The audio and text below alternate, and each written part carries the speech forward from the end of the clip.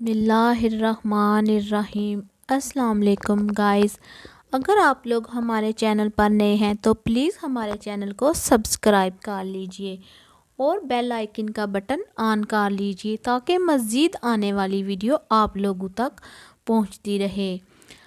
آپ صلی اللہ علیہ وآلہ وسلم مکہ سے مدینہ ہجرت کر کے جب گئے تو اس کا واقعہ آج ہم بیان کرنے لگے ہیں۔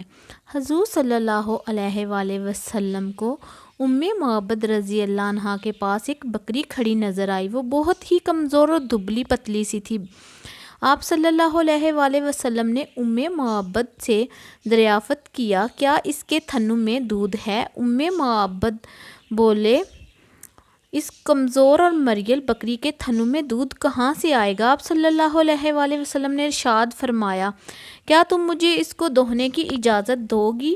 اس پر ام معبد رضی اللہ عنہا بولی، لیکن یہ تو ابھی ویسے بھی دودھ دینے والی نہیں ہوئی، آپ خود سوچئے یہ دودھ کس طرح دے سکتی ہے؟ میری طرف سے اجازت ہے، اگر اس سے آپ دودھ نکال سکتے ہیں تو نکال لیجئے۔ حضرت ابو بکر صدیق رضی اللہ عنہ اس بکری کو حضور اکرم صلی اللہ علیہ وآلہ وسلم کے پاس لے آئے۔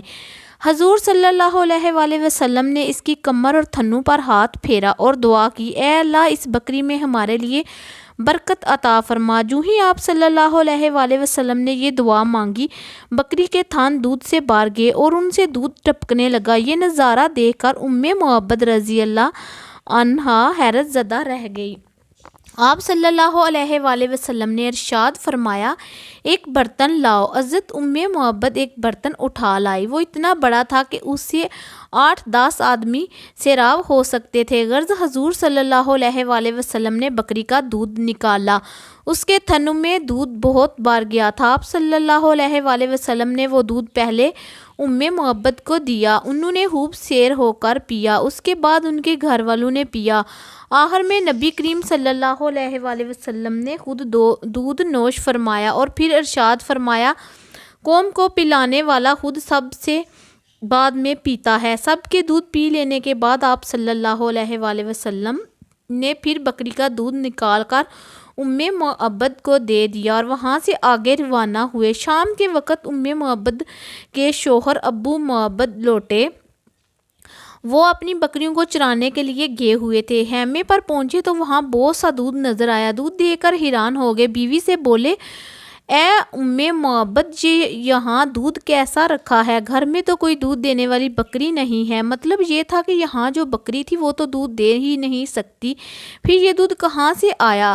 حضرت ام معبد بولی، آج یہاں سے ایک بہت مبارک شخص کا گزر ہوا تھا۔ یہ سن کر حضرت ابو معبد اور حیران ہوئے، پھر بولے، ان کا حلیہ تو بتاؤ۔ جواب میں ام معبد نے کہا، ان کا چہرہ نورانی تھا، ان کی آنکھیں ان کی لمبی پلکوں کے نیچے چمکتی تھی، وہ گہری سیاہ تھی، ان کی آواز میں نرمی تھی، وہ درمیانے قد کے تھے، یعنی چھوٹے قد کے نہیں تھے، نہ بہت زیادہ لمبے تھے، نہ ان کا کلام ایسا تھا جیسے کسی لڑی میں موتی پرو دیے گئے ہوں۔ بات کرنے کے بعد جب خاموش ہوتے تھے تو ان پر باوقار سنجیدگی ہوتی تھی۔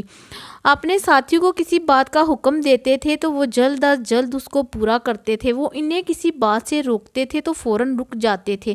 وہ انتہائی خوش اخلاق تھے، ان کی گردن سے نور کی کرنیں پھوٹتی تھیں، ان کے دونوں ابرو ملے ہوئے تھے، بال نہایت سیاہ تھے، وہ دور سے دیکھنے پر نہایت شاندار اور قریب سے دیکھنے پر نہایت حسین و جمیل لگتے تھے۔ ان کی طرف نظر پڑتی تو پھر دوسری طرف ہٹ نہیں سکتی تھی۔ اپنے ساتھیوں میں وہ سب سے زیادہ حسین و جمیل اور باروب تھے، سب سے زیادہ بلند مرتبہ تھے۔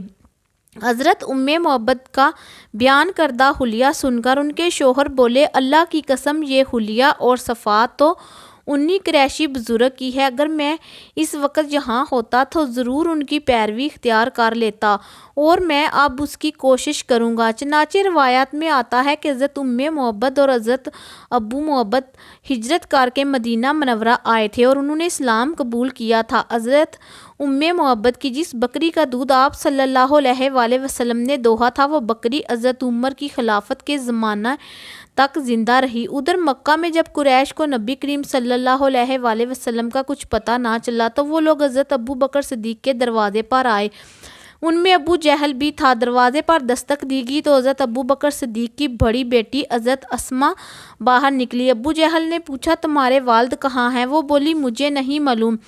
یہ سن کر ابو جہل نے انہیں ایک زوردار تھپڑ مارا، تھپڑ سے ان کے کان کی بالی ٹوٹ کر گر گئی۔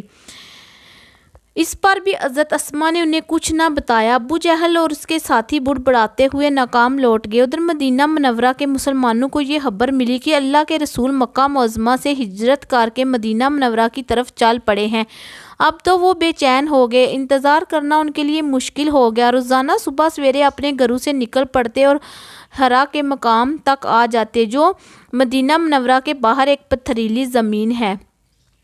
جب دوپہر ہو جاتی اور دھوپ میں تیزی آ جاتی تو مایوس ہو کر واپس لوٹ آتے۔ پھر ایک دن ایسا ہوا مدینہ منورہ کے لوگوں گھروں سے مقام ہرا تک آئے۔ جب کافی دیر ہو گئی اور دھوپ میں تیزی آ گئی تو پھر وہ واپس لوٹنے لگے۔ ایسے میں ایک یہودی ہرا کے ایک اونچے ٹیلے پر چڑھا۔ اسے مکہ کی طرف سے کچھ سفید لباس والے آتے دکھائی دیے۔ اس قافلے سے اٹھنے والی گرد سے نکل کر جب آن حضرت صلی اللہ علیہ وآلہ وسلم واضح طور پر نظر آئے تو وہ یہودی پکار اٹھا، اے گروہ عربے، جس کا تمہیں انتظار تھا وہ لوگ آ گئے ہیں۔ یہ الفاظ سنتے ہی مسلمان واپس دوڑے اور ہرا کے مقام پر پہنچ گئے۔ انہوں نے حضور اقدس صلی اللہ علیہ وآلہ وسلم اور ان کے ساتھیوں کو ایک درخت کے سائے میں آرام کرتے پایا۔ ایک روایت میں ہے کہ 500 سے کچھ زائد انصاریوں نے آپ صلی اللہ علیہ وآلہ وسلم کا استقبال کیا۔ وہاں سے چل کر حضور اقدس صلی اللہ علیہ وآلہ وسلم کعبہ تشریف لائے۔ اس روز پیر کا دن تھا۔ آپ صلی اللہ علیہ وآلہ وسلم نے قبلہ بنی عمرو بن عوف کے ایک شخص کو کلثوم بن مودم کے گھر قیام فرمایا۔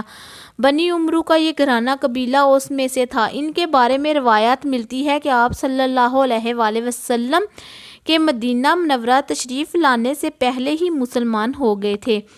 کعبہ میں حضور صلی اللہ علیہ وآلہ وسلم نے ایک مسجد کی بنیاد رکھی، اس کا نام مسجد قباء رکھا۔ اس مسجد کے بارے میں ایک حدیث میں ہے کہ جس شخص نے مکمل طور پر وضو کیا پھر مسجد قباء میں نماز پڑھی تو اسے ایک حج اور عمرہ کا ثواب ملے گا۔ حضور اقدس صلی اللہ علیہ وآلہ وسلم اکثر اس مسجد میں تشریف لاتے رہے۔ اس مسجد کی فضیلت میں اللہ تعالیٰ نے سورۃ توبہ میں ایک آیت بھی نازل فرمائی۔ کعبہ سے آپ صلی اللہ علیہ وآلہ وسلم مدینہ منورہ پہنچے۔ جو ہی آپ کی آمد کی خبر مسلمانوں کو پہنچی ان کی خوشی کی انتہا نہ رہی۔ حضرت برا فرماتے ہیں کہ میں نے مدینہ والوں کو ان حضرت صلی اللہ علیہ وآلہ وسلم کی آمد پر جتنا خوش دیکھا اتنا کسی اور موقع پر نہیں دیکھا۔ سب لوگ آپ کے راستے میں دونوں طرف آ کھڑے ہوئے اور عورتیں چھتوں پر چڑھ گئی تاکہ آپ کی آمد کا منظر دیکھ سکیں۔ عورتیں اور بچے خوشی میں یہ اشعار پڑھنے لگے، طلع البدر علینا۔ ترجمہ: 14ویں رات کا چاند ہم آپ پر طلوع ہوا ہے۔ جب تک اللہ تعالیٰ کو پکارنے والا اس سرزمین پر باقی ہے ہم پر اس نعمت کا شکر ادا کرنا واجب ہے۔ اے آنے والے شخص جو ہم میں پیغمبر بنا کر بھیجے گئے ہیں، آپ ایسے احکامات لے کر آئے ہیں جن کی پیروی اور اطاعت واجب ہے۔ راستے میں ایک جگہ حضور صلی اللہ علیہ وآلہ وسلم بیٹھ گئے۔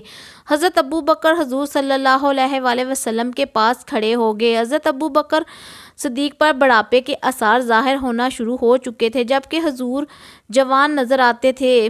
حضور اقدس صلی اللہ علیہ وآلہ وسلم کے بال سیاہ تھے، اگرچہ آپ صلی اللہ علیہ وآلہ وسلم عمر میں حضرت ابو بکر سے 200 سال بڑے تھے۔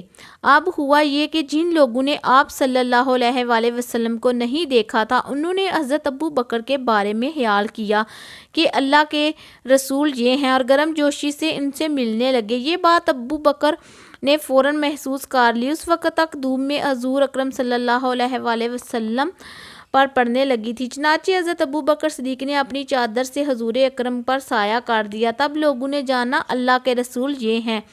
پھر نبی کریم اس جگہ سے روانہ ہوئے۔ آپ صلی اللہ علیہ وآلہ وسلم اونٹنی پر سوار تھے اور ساتھ ساتھ بہت سے لوگ چل رہے تھے، ان میں سے کچھ سوار تھے تو کچھ پیدل۔ اس وقت مدینہ منورہ کے لوگوں کی زبان پر یہ الفاظ تھے، اللہ اکبر، رسول اللہ صلی اللہ علیہ وآلہ وسلم تشریف لے آئے۔ راستے میں آپ کی خوشی میں حبشیوں نے نیزہ بازی کے کمالات اور کرتب دکھائے۔ ایسے میں ایک شخص نے پوچھا، اے اللہ کے رسول، آپ جو یہاں سے آگے تشریف لے جا رہے ہیں تو کیا ہمارے گھروں سے بہتر کوئی گھر چاہتے ہیں؟ اس کے جواب میں آپ نے ارشاد فرمایا مجھے ایک ایسی بستی میں رہنے کا حکم دیا گیا ہے جو دوسری بستیوں کو کھا لے گی۔ اس کا مطلب یہ تھا کہ دوسری بستی کے لوگوں پر اثر انداز ہو جائے گی یا دوسری بستیوں کو فتح کر لے گی۔ یہ جواب سن کر لوگوں نے نبی کریم صلی اللہ علیہ وآلہ وسلم کی اونٹنی کا راستہ چھوڑ دیا۔ اس بستی کے بارے میں سب کو بعد میں معلوم ہو گیا کہ وہ مدینہ منورہ ہے۔ مدینہ منورہ کا پہلا نام یثرب تھا۔ یثرب ایک شخص کا نام تھا، وہ حضرت نوح کی اولاد میں سے تھا۔ مدینہ منورہ میں نبی کریم صلی اللہ علیہ وآلہ وسلم کی آمد جمعہ کے روز ہوئی، چنانچہ اس روز پہلا جمعہ پڑھا گیا۔ ویڈیو اچھی لگی ہو تو ویڈیو کو لائک اور ہمارے چینل کو سبسکرائب کر لیجئے۔ ویڈیو کو لائک، شیئر اور کمنٹ باکس میں آ کر اپنی رائے کا اظہار کیجئے۔ اللہ حافظ، شکریہ۔